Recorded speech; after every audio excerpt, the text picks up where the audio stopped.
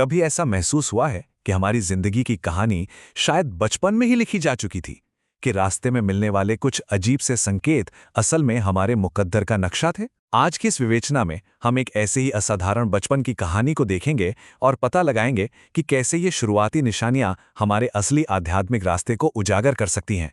तो चलिए इसे गहरे सवाल से शुरू करते हैं।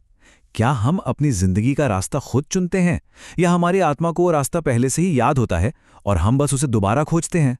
ये सवाल ही इस पूरी कहानी की नींव है। चलिए इस कहानी के पहले हिस्से में चलते हैं। यहाँ बात हो रही है एक ऐसे बचपन की जो देखने में तो बिल्कुल आम था, पर अंदर ही अंदर कुछ बहुत गहरा, कुछ असाधारण घट रहा था। बाहर से देखने पर तो ये एक बिल्कुल नॉर्मल बच्चे की कहानी थी। स्कूल जाना, दोस्तों के साथ खेलना, रोज की छोटी छोटी बातों में खुशियां ढूंढना, मतलब बिल्कुल वैसे ही जैसा हम में से ज्यादातर लोगों का बचपन होता है। पर क्या हर बचपन इतना सीधा होता है? क्योंकि उस आम सी दिखने वाली जिंदगी के पर्दे के पीछे एक अजीब सा खिंचाव था, एक ऐसी भीतरी धारा जो किसी अनजानी दिशा में बह रही थी, एक ऐसी पुकार जिससे उस उम्र में समझना नामुमकिन था। अब कहानी और भी दिलचस्प और गहरी होती है। चलिए अब उन खास और रहस्यमयी घटनाओं पर नजर डालते हैं जिन्होंने इस बचपन को बिल्कुल अलग, एक असाधारण कहानी बना दिया। और ये कोई एक दो घटनाएं नहीं थीं। सोचिए, बार बार शिव मंदिर की तरफ अपने आप खींचे चले जाना या किसी संत की तस्वीर को घंटों तक बस देखते ही रहना, ये नॉर्मल नहीं था, राइट? यहां तक कि अंदर से कोई आवाज ज्ञान भरी बातें कर रही हो या राम राम जैसा कोई पुराना जाप अपने आप अंदर से सुनाई दे रहा हो, ये सब संकेत थे कि सतह के नीचे कुछ बहुत गहरा चल रहा था। और अगली घटना तो तब की है जब उम्र थी सिर्फ 2 साल।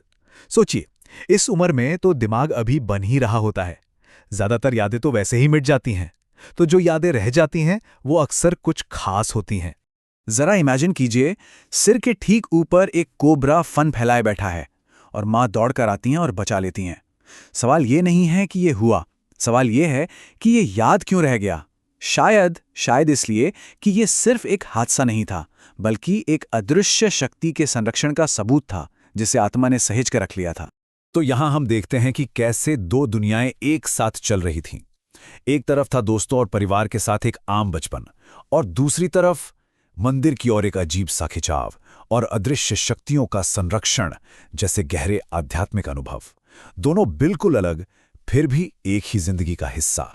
अब कहानी उस मोड़ पर आती है जहां वो छिपी हुई आध्यात्मिक दुनिया सपनों के जरिए सीधे सीधे सामने आ जाती है, और ये मुलाकात बहुत शक्तिशाली थी।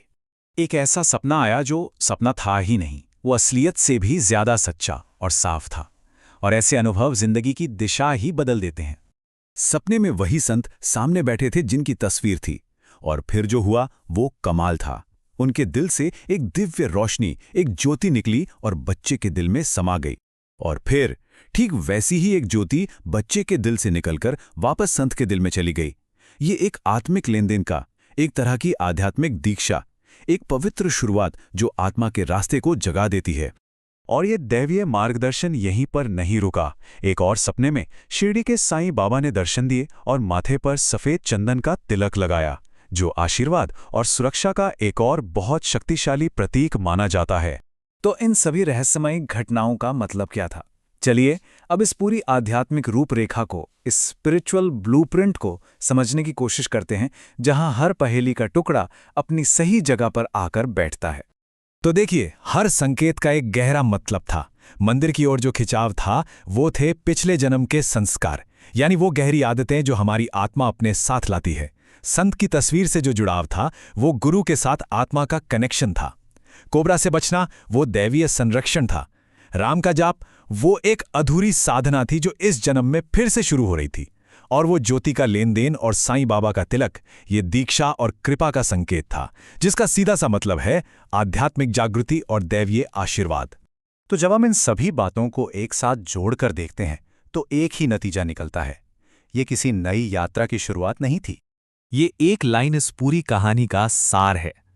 यह जीवन शुरू नहीं हुआ था, यह केवल आगे बढ़ रहा था। मतलब आत्मा की यात्रा तो पहले से ही चल रही थी, ये जन्म तो बस उस सफर का एक अगला पड़ाव था। और अंत में ये सवाल सोचने के लिए है क्या हमारी अपनी जिंदगी में भी ऐसे कोई संकेत हैं? कोई ऐसी यादें या अनुभव जिन्हें हम आज तक समझ नहीं पाए, लेकिन शायद वो भी किसी गहरी रूपरेखा, किसी बड़े प्लान का हिस्सा हो? सोचने वाली बात है।